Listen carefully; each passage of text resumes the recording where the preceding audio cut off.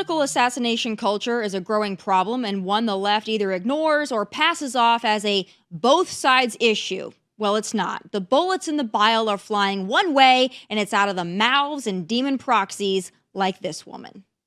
Finally, if you think the Zoran thing is happening just in New York and you think people are waking up only in New York City, you're mistaken. Look at this clip of a wine mom at the No Kings March. Play the clip. Whatever his name was? Charlie Kirk, ma'am? Yeah, him is horrible. Horrible. Charlie Kirk is horrible? Yes, I'm glad he's not here. You're glad he's dead? Yes. Why would you say something like that, ma'am? Because he was horrible on the campuses, the college campuses. Horrible person. You know what? I do the exact same thing. Well, would you be glad if I would die? Maybe. I'd have to think about it. You should be ashamed of yourself. Be ashamed of yourself. Your friend just said she'd be happy if I died. I think we need to... So listen up, Democratic establishment. You can either jump on board with or we're coming after you in the same way that we come after MAGA. Period. Celebrate the assassination of a young husband and father, or else. I think that's her message. The Democrat Party is undergoing a major identity crisis, and not just because that woman's face has been cut up more times than a Thanksgiving turkey, but also in the sense they cannot decide who or what they want to be or who or what will guide them. So I guess in the meantime, it's people like that, Jennifer Welch. And you know, mainstream Democrats could easily reject like that and people like that, but they won't, and they don't, for the same reason they won't pull their endorsement of Jay Jones in Virginia. It's hard to escape the conclusion, given their behavior and or their silence, that even if they don't personally say it, some part of them deep down in their ugly souls, well, they believe it too. And if that's not the case, perhaps stand up and say something. You're not brave for standing up against President Trump.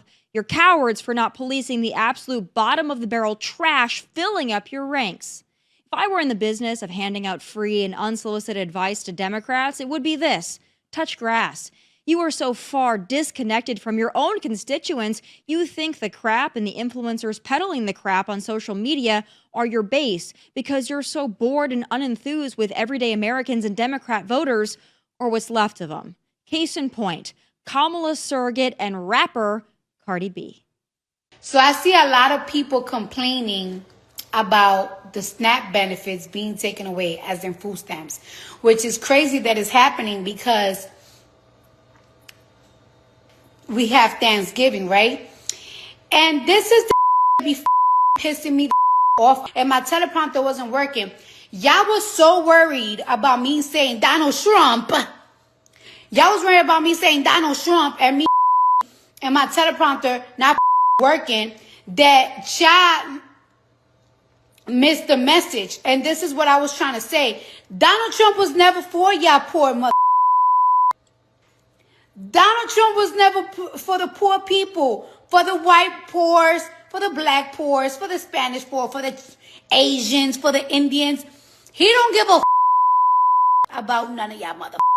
And now, ain't no food stamps. Y'all mother have to hunt raccoons and for Thanksgiving. You know how you know that the economy is bad? Because not even the prostitutes is getting fly. Where have you seen a hoe with a good Chanel bag? And now, ain't no food stamps. Y'all mother have to hunt raccoons for Thanksgiving and eat beans and A lot to unpack there. I don't think we'll be hunting raccoons and for Thanksgiving, but thanks, Cardi, for the tip. The Kamala campaign blew over $1 billion in part on celebrity influencers like that. And shocker, it got her absolutely walloped in the election. So you'd think they'd learn, but oh no.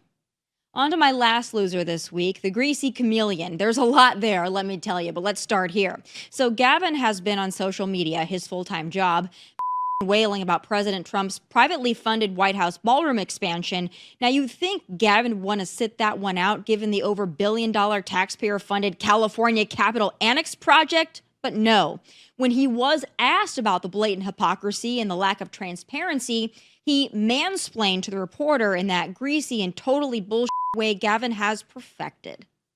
By the way, I don't think it's appropriate. This should provide you the information, period, full stop. But for you to conflate or compare and contrast this, with all due respect, I think that I would separate the ballroom and what Donald Trump just did in desecration and the process and that he evolved and the fact that he secured $300 million under curious circumstances from the annex and what the legislature is trying to do. And I'm not trying to defend those actions, but absolutely they should provide.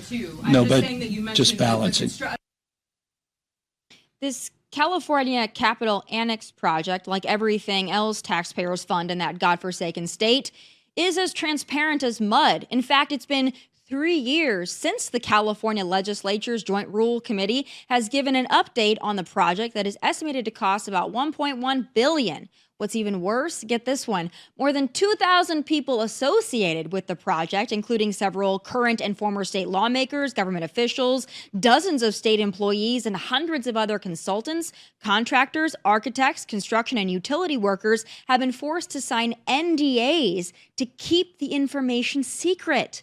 Freaking NDAs to keep the use and manner of the public's money a secret. So, Gavin, you can kindly shut the hell up about Trump's White House ballroom. Thank you for your attention to this matter.